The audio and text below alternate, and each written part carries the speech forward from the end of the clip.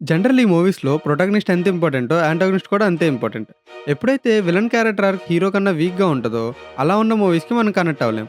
2024లో release అయిన 2 మూవీస్‌లోని poor return antagonist character గురించి ఈ వీడియోలో డిస్కస్ చేద్దాం. Let's jump into the main topic Amigos. But I don't think Pushpa has done anything to me.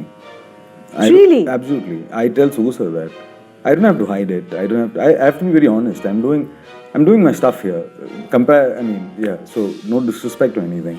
I don't think people expect magic from me, from Pushpa. No. It's pure collaboration, love for Sugu sir. My stuff is here, very clearly. My stuff is here.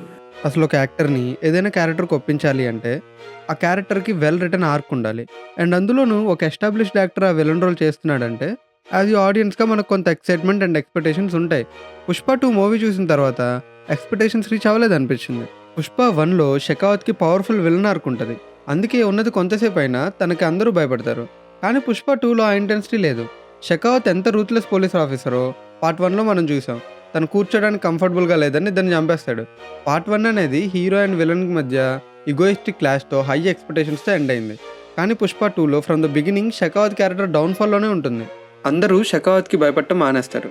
Police station సీన్‌లో 'పుష్ప' ఇచ్చే డబ్బులు తీసుకొని పోలీసులు వెళ్ళిపోయిన తర్వాత ఒక constable ఉంటే కుప్పిరాజ్ తనని ప్రమోషన్ లిస్ట్‌లో యాడ్ చేద్దామని చెప్పగానే ఆ కానిస్టేబుల్ షెకావత్ ముందే కొంచెం కూడా భయం లేకుండా 'పుష్ప నాకు కూడా మోట్ ఇచ్చాడు' అని చెప్పి తీసుకొని వెళ్ళిపోతాడు. ఇక్కడే అర్థమవుతుంది షెకావత్‌కి ఎవరు భయపడట్లేదని. ఆ లెవెల్ ఆఫ్ ఇగో ఉన్న క్యారెక్టర్ ఈ సీన్ తర్వాత రివెంజ్ తీర్చుకుంటాడని అనుకుంటే రివెంజ్కి బదులు అమ్మాయితో ఎంజాయ్ చేస్తుంటాడు. దాక్షాయణి వచ్చి చెప్తే గానీ 'పుష్ప' మీద రివెంజ్ తీర్చుకోవాలని షెకావత్ గుర్తుకు రాలేదా? Just asking. ఇంటర్వెల్లో 'పుష్ప' సారీ చెప్పేటప్పుడు షెకావత్ ఓవర్ రియాక్ట్ అవడం కరెక్ట్ కాదు. ఎందుకంటే అసలు ఎవ్వరూ లేనప్పుడు బట్టలు ఇప్పించినందుకే అంత కాన్ఫ్లిక్ట్ బిల్డ్ అయితే, స్కూల్లో అందరి ముందు యూరినేట్ చేసినందుకు దానికన్నా ఎక్కువ కాన్ఫ్లిక్ట్ ఉండాలి. కానీ డిసప్పాయింట్మెంట్ ఏంటంటే అదే మిస్ అయింది. ఈవెన్ శాండ్రా పట్టుకున్నప్పుడు కూడా 'పుష్ప నువ్వు ఫ్లవర్‌వి' అంటే అది ఒప్పుకొని నేను మాత్రమే ఫ్లవర్ కాదు ఇంకో ఇద్దరు కూడా ఉన్నారనే సీన్ కూడా పర్సనల్‌గా నాకు నచ్చలేదు. షెకావత్ ఏంటి అసలు తను ఫ్లవర్ అని అగ్రీ చేయడం ఏంటి? మేబీ కొంతమందికి అది ఓకే అనిపించుండొచ్చు. బట్ పార్ట్ 1లో చూపించిన షెకావత్‌కి పార్ట్ 2లో చూపించిన షెకావత్ చాలా ఆపోజిట్‌గా ఉన్నాడు. తర్వాత శాండ్రా అని డౌట్ రాకుండా ఉండడానికి తనని తను తగలబెట్టుకోవటం, కుప్పిరాజ్‌ని వదిలేసినప్పుడు తను బయటకు వెళ్తే తను అందరికీ చెప్పేస్తాడని తెలిసినా కూడా వదిలేసి తను అక్కడే రేడియో టేప్ రికార్డ్ వింటూ డాన్స్ చేస్తూ ఉంటాడు. ఇఫ్ ఇన్ కేస్ తను చనిపోయి ఉంటే 'పుష్ప' మీద రివెంజ్ తీర్చుకోలేడు కదా.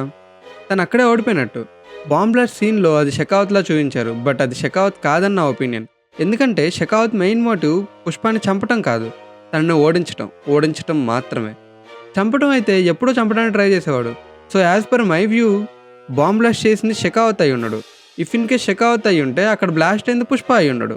Again there is a chance కూడా దట్ షెకావత్ ఇంకా గివ్ అప్ ఇచ్చేసి ఏం చేసినా 'పుష్ప'ని ఓడించలేని అనిపించి ఇంక చంపాలనుకొని ఉండొచ్చు. ఇన్ కేస్ ఇదే కనుక నిజమైతే షెకావత్ క్యారెక్టరైజేషన్కి అర్థం లేదు. నిజం ఏంటనేది పార్ట్ 3 చూసి తెలుసుకోవాలి. Villainism is not about the scenes and elevation, it's about the characterization. This is where 'Pushpa' failed.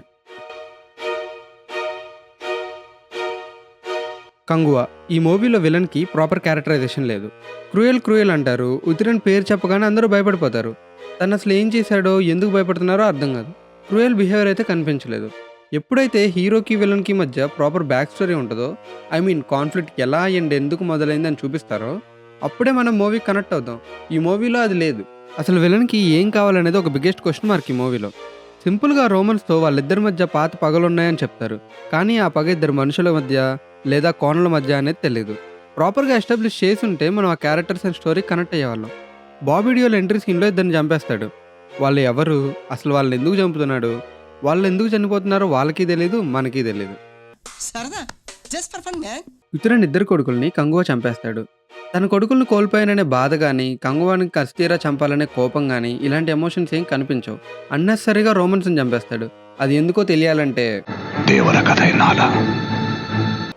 అసలు లాస్ట్లో కార్తీ వస్తాడు కదా, కార్తీకి కింగ్ అవటం కావాలా లేదంటే సూర్య పైన రివెంజ్ కావాలా? అసలు కావాల్సింది వాళ్ళ నాన్న కుర్చీ, అది దొరికింది కదా. ఇంకా వేరే జన్మ కాన్ఫ్లిక్ట్ ఎందుకు వచ్చిందో అర్థం కాలేదు. మీకు ఈ వీడియోలో ఏ పాయింట్ కరెక్ట్ అనిపించిందో కామెంట్ చేయండి. నెక్స్ట్ వీడియోలో మళ్ళీ కలుద్దాం. ఇక సెలవు.